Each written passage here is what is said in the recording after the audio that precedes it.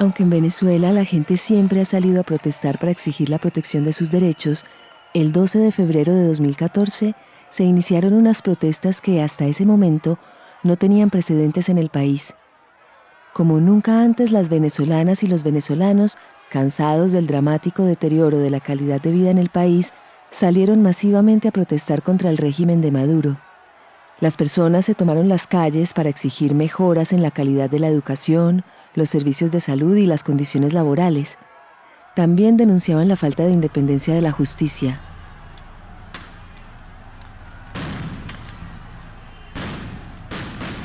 Provea, una ONG venezolana, cuantificó que al menos 800.000 personas participaron en las protestas entre febrero y finales de marzo de 2014. Su extensión y duración en el tiempo marcaron un precedente que solo fue superado por las protestas de 2017. En ese escenario de manifestaciones, la respuesta del régimen de Maduro fue la represión y la violencia. Cientos de manifestantes resultaron heridos o asesinados por el uso indebido de la fuerza por parte de miembros de la Guardia Nacional Venezolana, una institución que hace parte de la Fuerza Armada Nacional Bolivariana. Sumado a ello, las violaciones de derechos humanos se extendieron a personas que no participaron en las protestas.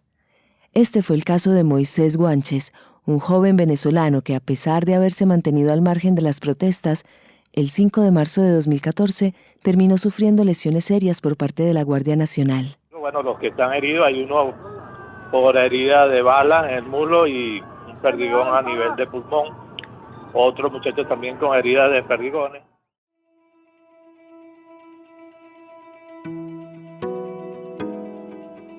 Bienvenidos a Ausencias Forzadas, un podcast de la Comisión Internacional de Juristas sobre los vacíos y ausencias que dejan las violaciones a los derechos humanos en América Latina y los obstáculos que han enfrentado las víctimas y sus familiares para evitar que dichas violaciones permanezcan impunes.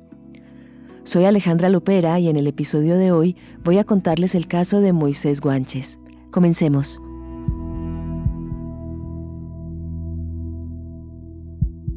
Moisés Guanches nació en Caracas, Venezuela, pero en el 2014, año en que iniciaron los acontecimientos aquí relatados, vivía en la ciudad de Los Teques, capital del estado Miranda, a 25 kilómetros de Caracas, la capital del país. Tenía apenas 19 años. La pasión de Moisés siempre fue la gastronomía, por lo que era cocinero en Sabores, un restaurante mexicano ubicado en la plazoleta de comidas de uno de los principales centros comerciales del municipio Carrizal, el Centro Comercial La Cascada. Mi vida era normal, o sea, puedo decirla con la clásica rutina o la vida como cualquier joven de en ese entonces 19 años. Estaba trabajando y estudiando de lo que es actualmente mi profesión de cocina, de cocinero. Y era pues la rutina con mis amigos, con mi familia, con mi pareja de ese momento. La verdad era una rutina o una vida normal.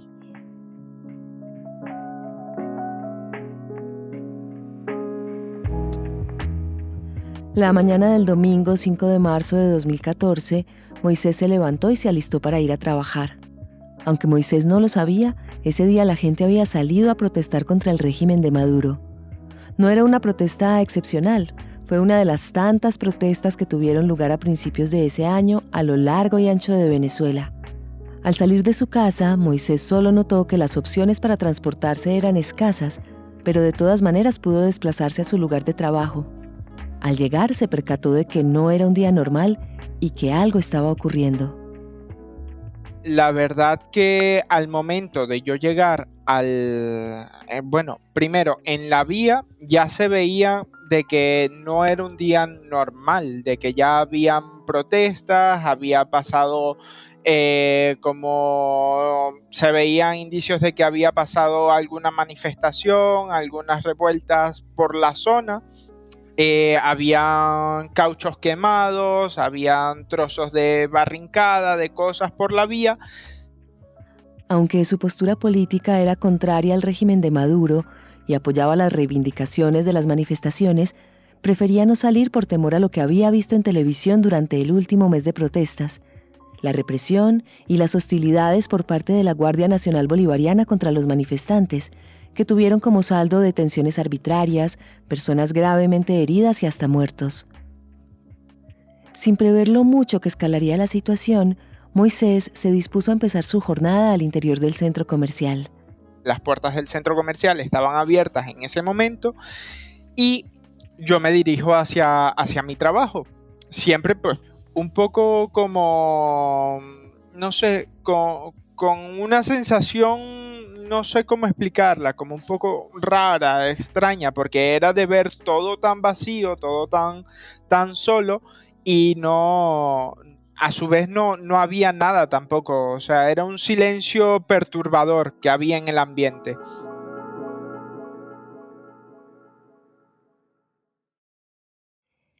Ignorando estas señales de advertencia, Moisés abrió el restaurante con su compañero de turno, prepararon los implementos para cocinar y se pusieron en marcha. Eran alrededor de las 9 de la mañana y todo había vuelto más o menos a lo que era la normalidad para un día de trabajo de Moisés. Una hora más tarde, sin embargo, un ruido irrumpió en el silencio. A las 10:15, por ahí diría yo, comenzamos a escuchar pues protestas, comenzamos a escuchar lo que vienen siendo como disparos o sea, en ese momento no sabíamos de qué era, pero eran de armas. O sea, escuchamos disparos, escuchamos protestas, todo, y en eso mi compañero y yo salimos en la parte como de carga del centro comercial a ver qué era lo que pasaba. Moisés y su compañero vieron que en las calles aledañas la Guardia Nacional estaba reprimiendo una protesta, por lo que decidieron resguardarse dentro del restaurante. Estuvimos ahí como, diría yo, como escasos 20, 30 minutos, cuando empezamos a sentir el aire o el humo de las bombas lagrimógenas, en donde pues ya yo por mi misma condición de asmático no podía soportarlo y en eso pues luego llega mi jefa, habla con nosotros, nos manda a subir a la parte de la oficina que era un poco hermética y es que pues nos resguardamos ahí por el momento. Moisés y su compañero mantuvieron la calma por un tiempo y pudieron respirar mejor. Pero un rato más tarde había tanto gas lacrimógeno en el centro comercial que se empezó a colar por el espacio que había entre la puerta de la oficina y el suelo. Ya nos estaba asfixiando a nosotros dentro de la oficina. Entonces, pues tuvimos que salir de ahí, cerrar todo el local, estábamos dentro del local nosotros, en ningún momento estuvimos con la protesta, ni estuvimos fuera, ni estábamos simpatizando tampoco ni con los protestantes, ni con la guardia, ni nada. Siempre estábamos del lado del centro comercial, resguardados dentro de la estructura. Era muchísimo el gas que nos llegaba desde la parte de afuera donde estaban las protestas, que era como a 200 metros, 250 metros de donde nos encontrábamos. Ya en horas de la tarde, la seguridad del centro comercial les ordenó a todos los empleados y visitantes salir. Moisés y su compañero cerraron el local y llegaron al punto de encuentro dentro del centro comercial. Con ellos había alrededor de 50 personas, incluyendo mujeres y menores de edad. Buscaron una salida, pero todas estaban cerradas. En ese momento se cruzaron con un guardia del centro comercial que les dijo que debían dirigirse al estacionamiento y esperar ahí. Entonces nosotros estábamos viendo todo esto y yo agarro y llamo a mi madre y le digo todo lo que estaba sucediendo. Entonces ella lo que me dice es, quédate ahí, que ahí vas a estar más seguro. Y pues yo agarro y le digo, está bien, yo te voy manteniendo al tanto de todo lo que vaya pasando y ya a lo que pueda o sea más seguro, ya tomo yo el transporte o veo cómo puedo llegar ya yo a mi casa. Mientras Moisés hablaba con su madre, vio que desde la calle donde había varias patrullas de la Guardia Nacional, algunos agentes estaban señalando hacia el parqueadero donde él estaba. Apenas colgó, pasaron 2 motos de la Guardia Nacional, cada una con un conductor y un parrillero. Sin razón aparente, comenzaron a disparar hacia el interior del parqueadero, a través de unas rejas que separaban el centro comercial de la calle. Disparaban perdigones, pequeñas pelotas de caucho que impactan a alta velocidad, uno de los métodos preferidos de la Guardia Nacional para reprimir manifestaciones.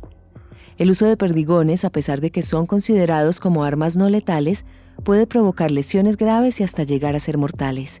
Yo me tiré al suelo, mucha gente también salió corriendo como hacia las paredes y se intentaron resguardar, solo que no teníamos tampoco resguardo porque ahí lo del parking, lo del aparcadero, era al aire libre, no había techo, no habían paredes, entonces no teníamos tampoco dónde resguardarnos o dónde taparnos. Cesaron los disparos.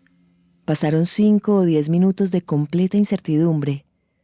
Todo parecía haber acabado, hasta que llegaron más motorizados a una de las entradas del centro comercial que permanecía cerrada. Empezaron de nuevo los disparos y con ellos el miedo que invadía no solo a Moisés, sino a todos los que lo acompañaban.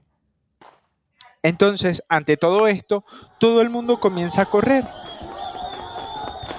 Yo tenía a mi izquierda a una mujer embarazada. Ella agarró y corrió hacia la izquierda y yo corrí hacia la derecha.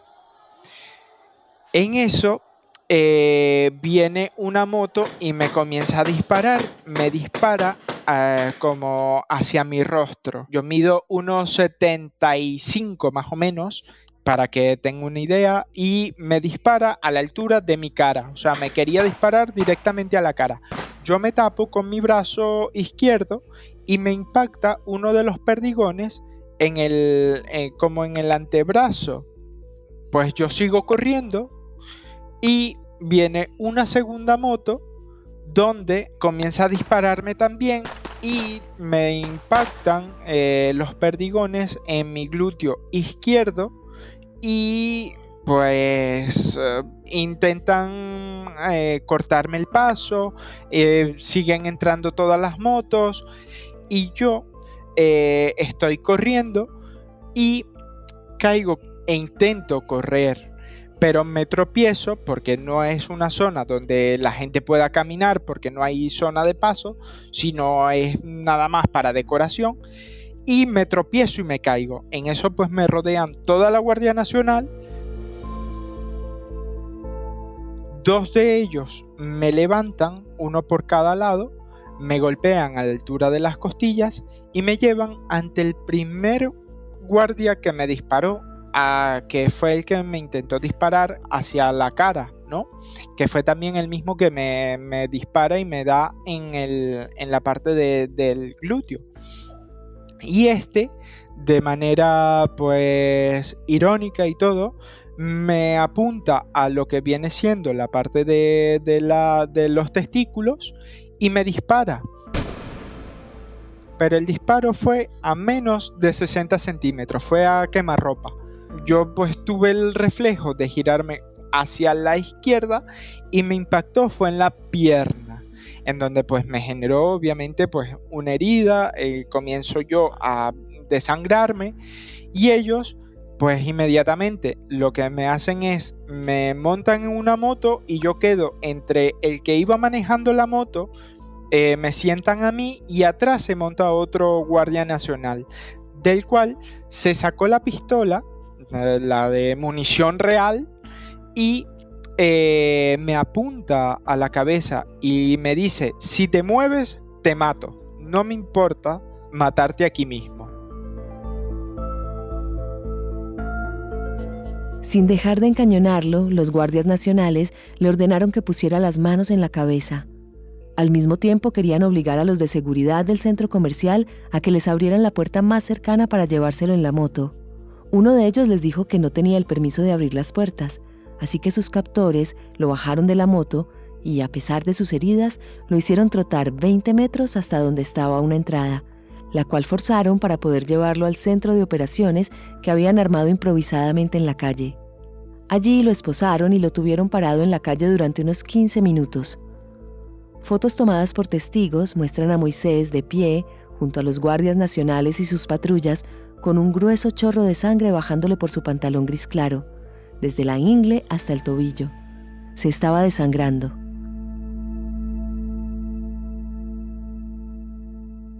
Esto es extremadamente grave, porque a un herido hay que atenderlo en el momento en que se hiere.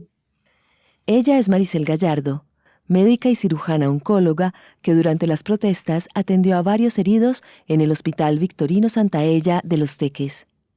El tiempo que debe transcurrir es el momento entre la herida y el traslado al centro asistencial y su ingreso inmediato para atención inmediata, sobre todo en heridas sangrantes. Usted no sabe cuántos litros de sangre va a perder el paciente por esa herida.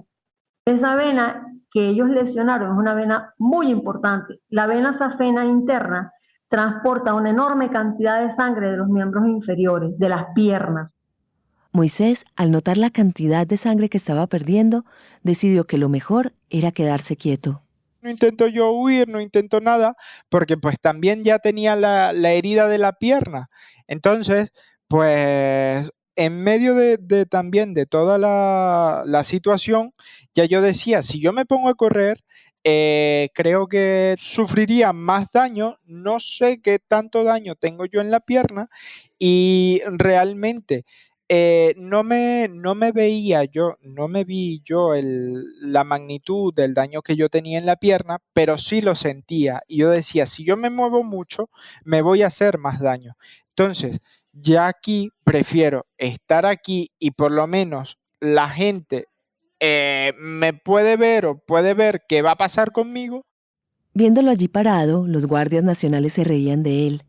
Hacían chistes, se burlaban, decían que ya no iba a poder ser papá ni tener relaciones sexuales, se divertían al verlo desangrarse. Era toda una fiesta para ellos. Moisés tuvo que escuchar todo aquello mientras soportaba el ardor y sentía la sangre bajando por su pierna. De vez en cuando afincaba la pierna sana para darle descanso a la que sangraba. Respiraba como había aprendido a hacerlo para tranquilizar el asma que padecía desde pequeño, lo que lo ayudó a mantener cierta calma y poner atención a lo que decían los guardias nacionales, con el fin de encontrar claves sobre cómo comportarse para evitar más maltratos.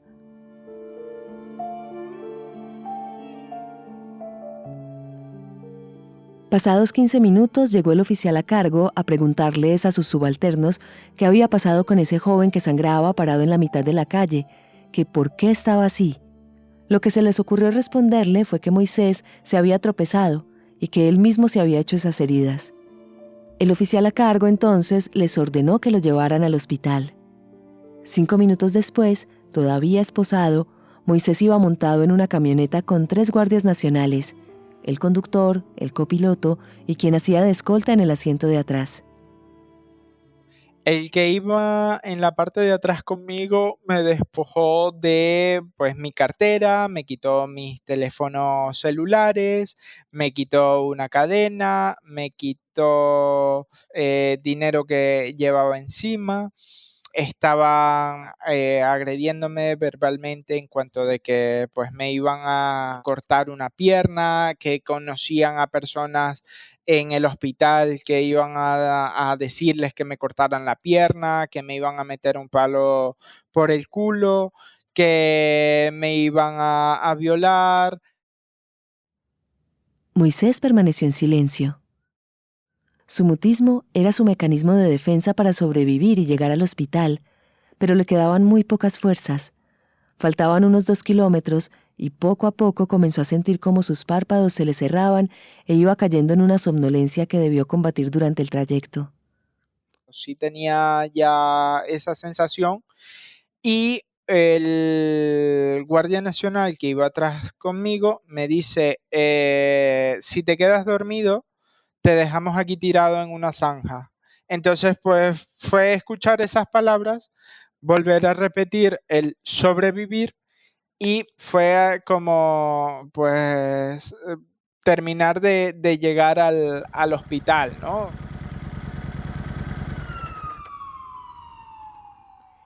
Llegaron al Hospital Victorino Santaella.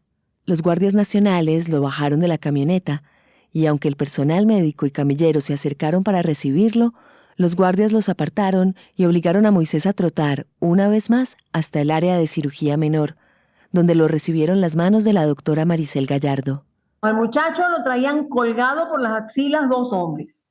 Llegó arrastrado prácticamente al área de cirugía menor, venía con un pantalón bañado en sangre, estaba prácticamente del color de un papel, muy pálido, muy angustiado, no se podía tener en pie, lo acostamos inmediatamente en una camilla, él no perdió la conciencia en ningún momento, pero estaba muy angustiado, estaba muy temeroso, muy asustado. Cuando la doctora Gallardo le revisó las heridas y notó la gravedad del sangrado de su pierna, supo que llevarlo al quirófano era urgente, pero halló un obstáculo. Los guardias nacionales no le querían quitar las esposas. Le decían a la doctora que si se lo llevaba, lo estaría secuestrando. Lo que hice fue que pegué 4 gritos cuando me dijeron que no le iban a quitar las esposas, que no tenían la llave para abrir las esposas. Me paré en el pasillo, llamé al encargado de mantenimiento y le dije, consígame una cizalla, yo necesito quitarle las esposas al paciente. Cuando regresé al sitio donde estaba Moisés, ya el que lo traía le había quitado las esposas. Así no se trata a nadie, y menos a un muchacho que viene herido. Lo que querían los uniformados de la Guardia Nacional era que simplemente suturaran la herida de Moisés para así poder llevarlo detenido a otra parte. Pero la doctora no iba a dejar que eso ocurriera, pues ya había tenido que tratar casos parecidos y conocía el riesgo de dejarlo en las manos de la Guardia Nacional Bolivariana. Eso ha sido así varias veces. Más de una vez le digo, no se lo pueden llevar, el paciente está delicado, no se puede sacar del hospital, yo necesito llevarlo a quirófano. Y simplemente lo montan en una silla de ruedas, en una camilla, o se lo llevan en hombros y lo sacan del hospital y se lo llevan. Menos mal con Moisés pude tomar cartas en el asunto, le dije, lo montan en la camilla y yo misma llevé la camilla junto con el camillero, le pasé por delante a la Guardia Nacional, se lo está secuestrando, ese es mi problema, y me lo llevé para quirófano. Hubo un caso inclusive que al muchacho le dije que lo evalúe de traumatología y me lo vuelven a traer para acá, le dije al camillero. Bueno, los militares se lo llevaron y el muchacho apareció muerto después. Yo dije que eso no me volvía a pasar. Así que la doctora sacó a Moisés de las fauces de la Guardia Nacional y se lo llevó al quirófano.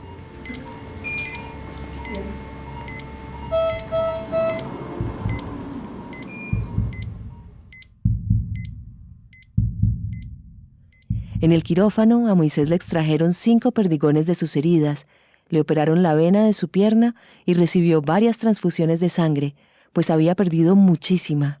De hecho, cuando llegó al hospital ya no estaba sangrando tanto como lo hacía en el centro comercial, puesto que poco a poco se iba quedando sin sangre. Moisés despertó un rato más tarde. No imaginó que el rostro de su madre sería lo primero que vería. Recuerdo que, bueno, se puso a llorar y dijo, estoy aquí, hijo. Apenas estuvo más estable, en horas de la madrugada del día siguiente, el personal médico lo subió al área de planta, a una habitación donde reposaría hasta que fuera dado de alta. Todo esto le dio más tranquilidad a Moisés, pero esa pizca de paz duró poco. En los pasillos del hospital, agentes de la Guardia Nacional lo acechaban. Lo tenían en condición de detenido, a la espera de ser presentado ante un juez. Todavía querían llevárselo. Entonces las confrontaciones entre el personal médico y la Guardia Nacional se reanudaron y se les sumaron los padres de Moisés, que nunca lo dejaron solo. En la puerta de la habitación había guardias nacionales armados con fusiles custodiándola. Solo dejaban que entrara el personal médico. No podían ingresar ni amigos ni familiares que no fueran sus padres. Esos días, dice Moisés, se sintieron como un único día extremadamente largo. Casi no pudo descansar. Llegada la hora, se presentó un médico forense a realizarle los debidos exámenes. Según la madre, el médico se comportó de manera irregular. A la herida de la ingle, que era la más severa y la que lo pudo haber matado, no le retiró ni el vendaje.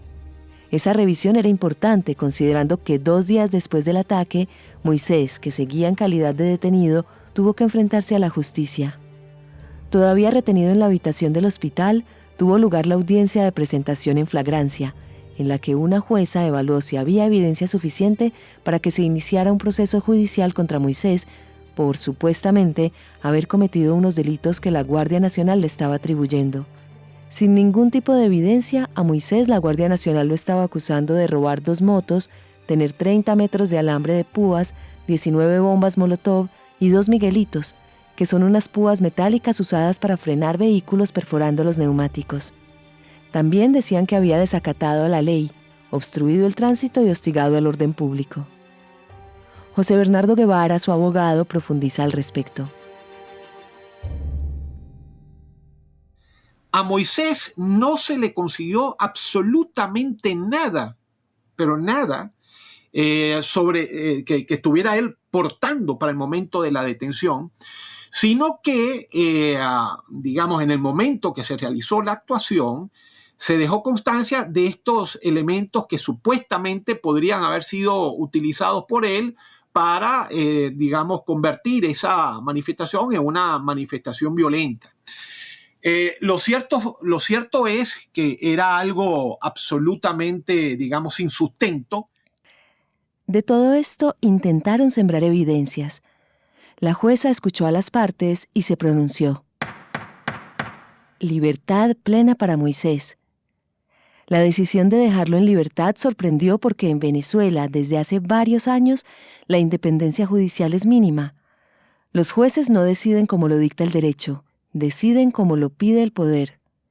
Y la jueza sorprendió aún más porque no solo le dio libertad plena a Moisés, sino que también, viendo la gravedad de los hechos, ordenó que se abriera una investigación contra los funcionarios que habían hecho parte del operativo en el que Moisés fue tratado con tanta vileza. Fue realmente como un suspiro, ¿no? En ese momento fue realmente el poder tomar aire después de esos 3 días, que digo que para mí fue uno, poder tomar un respiro fue bastante, fue bastante.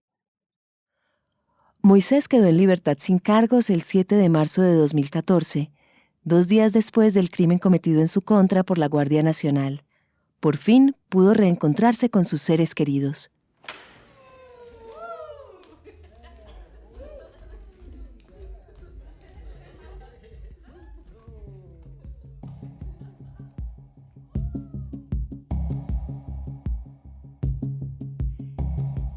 En los meses siguientes, Moisés fue sometido a 2 operaciones más. Los exámenes posteriores salieron bien y concluyeron que no iba a tener ninguna secuela, complicación ni daño permanente. Sin embargo, al día de hoy, a veces Moisés hace movimientos que generan mucha tensión y causan dolor en la pierna en la que le dispararon. Él teme que con el tiempo el dolor pueda agravarse.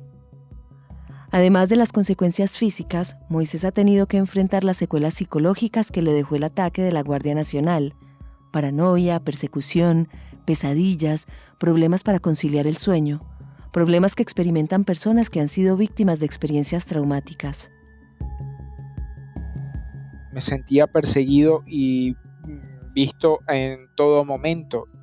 Hay momentos hoy en día, después de 9 años, donde los puedo sentir o los vuelvo a sentir y es una situación un poco angustiante, es un poco, no sé cómo explicarlo, pero es una sensación muy, muy, muy mala.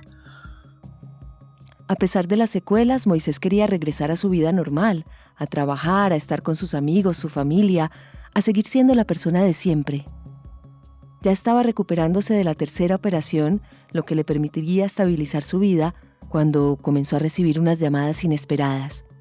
Tanto llamadas de los compañeros de trabajo mío como correos y llamadas del instituto donde estudiaba, diciendo de que estaba la Guardia Nacional primero en el lugar de trabajo mío, que era en el centro comercial La Cascada, estaban dejándome notificaciones de presentación, estaban dejando pues recados que querían hablar conmigo, estaban también pasando, buscándome a mí, estaban también tomando fotos, pasaban a distintas horas, estaban dando vueltas, todo muy extraño.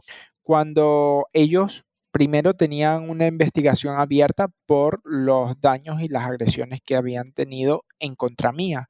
Entonces, pues todas estas notificaciones, ya este acoso que tenían en contra mío ya era un poco extraño.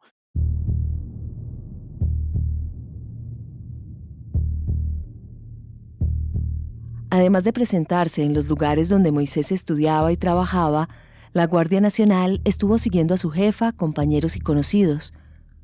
Para cuidarlos y no exponerlos, Moisés decidió renunciar y alejarse de muchos a quienes prefería no involucrar. En ese momento se exacerbó el acoso y hostigamiento en su contra, que afectó la salud mental de Moisés.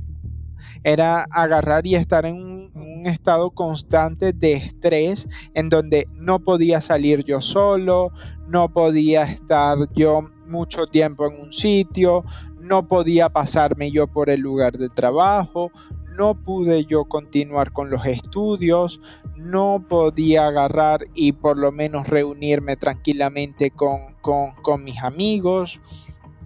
De hecho, no pude ni siquiera salir o estar o verme ni con mi pareja, ni mis mejores amigos, ni con nadie. Para lograr verse con unos pocos seres queridos, Moisés y su familia tuvieron que ingeniarse una estrategia orientada a despistar a la Guardia Nacional. Pasar unos días en casa de su abuela, otros en casa de su tía, otros donde sus padres y así. Pues mi día a día era literalmente estar encerrado bajo cuatro paredes, sí, pues asomado por una ventana. Dependiendo de la casa donde estuviese, era ver así más o menos.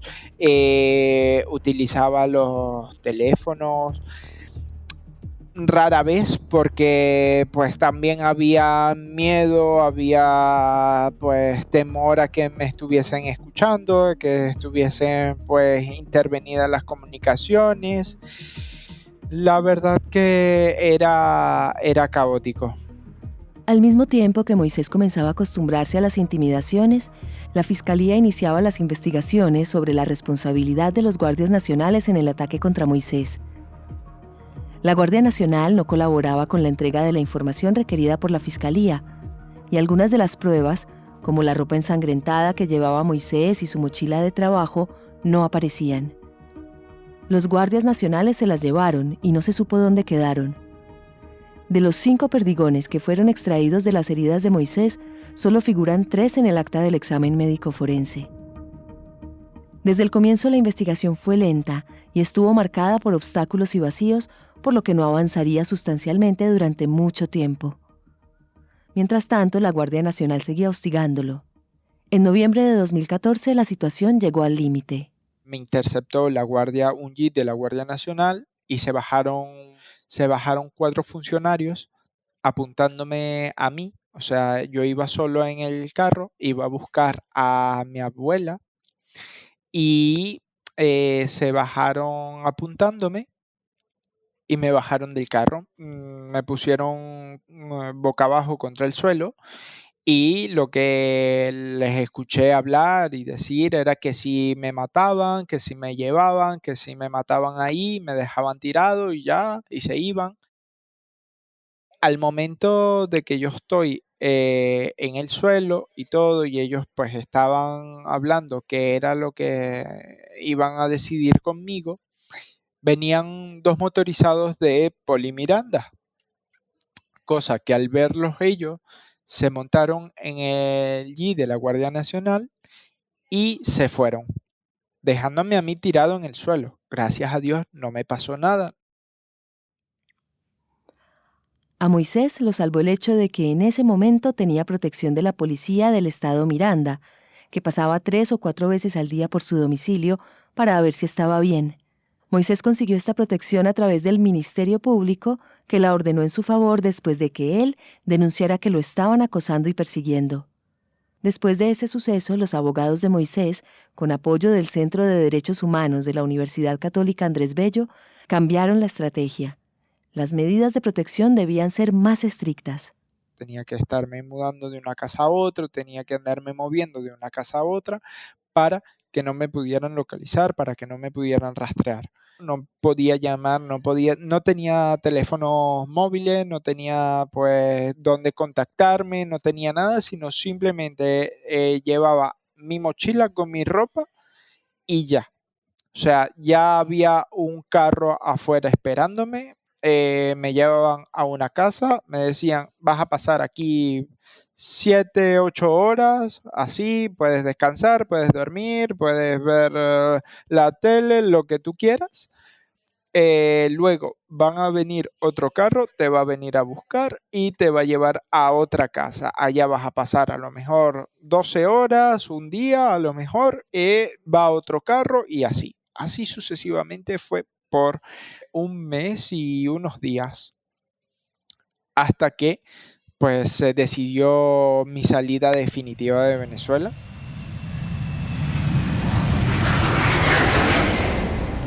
El 17 de enero de 2015, tras sufrir sostenidas intimidaciones y sentirse otra vez al borde de la muerte, Moisés partió al exilio en solitario, lejos de Venezuela y de quienes lo querían, a un país cuyo nombre no revelaremos por discreción con él y su familia.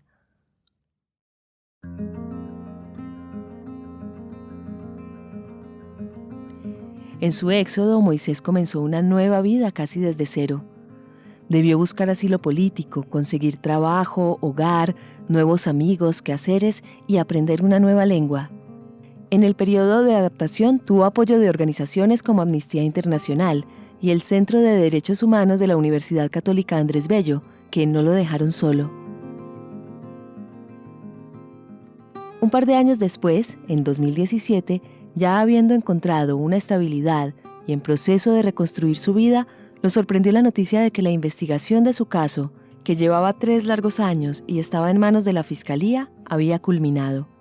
Iban a acusar a uno de los guardias nacionales por los delitos que se cometieron en su contra. El guardia fue acusado de privarlo ilegítimamente de la libertad, de simular un hecho punible al intentar hacerle creer a la justicia que Moisés había cometido actos ilícitos durante las protestas, de usar indebidamente un arma en su contra y por los tratos crueles a los que lo sometió. Debido a las demoras y las irregularidades del caso, debieron pasar 5 años más para alcanzar a ver un asomo de justicia. En mayo de 2022, por fin se inició el juicio contra el uniformado de la Guardia Nacional. José Bernardo, el abogado de Moisés, explica cómo esta demora seguía violando los derechos de Moisés. Si uno se pone a examinar de manera integral, desde el inicio, todo lo que tiene que ver con la identificación de las personas que actuaron, toda la parte relacionada con el diseño para proveer las pruebas correspondientes, toda la parte, por ejemplo, de notificaciones que se dirigían a la guardia, todas las respuestas, todo eso fue muy demorado y eso puede asociarse o interpretarse con una política de Estado que está orientada a obstaculizar el acceso a la justicia. Un juicio que demoró 8 años para que finalmente nosotros pudiéramos llevar, digamos, todo lo que era la presentación de alegatos, presentación de pruebas, etcétera, a nivel de una audiencia. Eso excede de manera abierta todo lo que son, digamos, los plazos razonables que se estiman debe durar un juicio en materia de acceso a la justicia. Finalmente, el lunes 21 de noviembre de 2022, luego de tantas dilaciones, tuvo lugar la audiencia en la que la jueza dio a conocer su veredicto. Los abogados de Moisés dicen que tenían todas las pruebas y testimonios necesarios para que la jueza dictara una condena. Moisés, que participó en el juicio de manera virtual, señaló que el guardia acusado era su agresor. No tuvo dudas de que era él. A pesar de esto, la jueza falló que el guardia nacional era inocente y por lo tanto fue dejado en libertad. José Bernardo explica cuál fue la estrategia de la defensa del guardia acusado para lograr la declaratoria de inocencia. Aquí no está en dudas lo que fue la violación de los derechos humanos, de ninguna manera.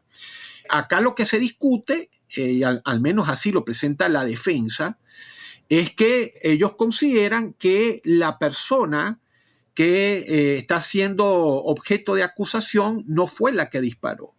La defensa presentó como principal argumento que el acusado en realidad tuvo una participación muy puntual al trasladar a Moisés al Hospital Victorino Santaella, pero que él de ninguna manera habría actuado en los sucesos dentro del centro comercial La Cascada. El día del ataque contra Moisés, el acusado firmó un acta en la que certificó su presencia en el lugar de los hechos. Sin embargo, en el juicio, su defensa dijo que él solo la había firmado por presión, pero que jamás estuvo allí. La jueza aceptó dichos argumentos, y ahora ese guardia camina libre por las calles de Venezuela.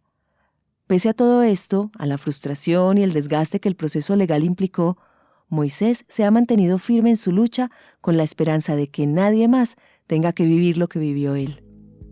Con los años que han pasado, con toda la situación que ha pasado, mi pensar ha cambiado también y ya no busco o ya no quiero realmente el hecho de que pues se haga justicia para mi caso o para mi persona, no, sino de que no vuelva a suceder, de que pues si tiene que ser ejemplo para que realmente hayan o tomen medidas para que no se repita, ese sería realmente el día que yo diga, aquí funciona, aquí sí ya hay un cambio, aquí sí está la respuesta, aquí ya puedo agarrar y puedo parar, porque de aquí en adelante no se repetirán las cosas.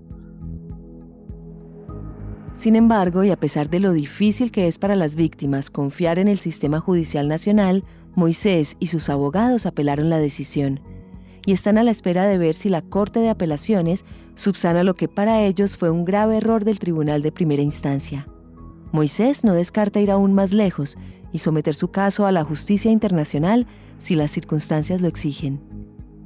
Yo he hablado con mis abogados y les dije de que pues si era necesario también de que pues mi caso fuese utilizado de manera, pues si tenían que nombrarme o de manera abierta y pública, que lo podían hacer sin ningún problema, porque más que justicia para mí, yo digo, realmente el daño no solo psicológico, el daño físico, el daño psicológico y todos los daños que le han causado a mi familia ya están hechos. O sea, yo lo que pido y lo que no quiero es que realmente esto le suceda a alguna otra familia, de que no le suceda a ninguna otra persona.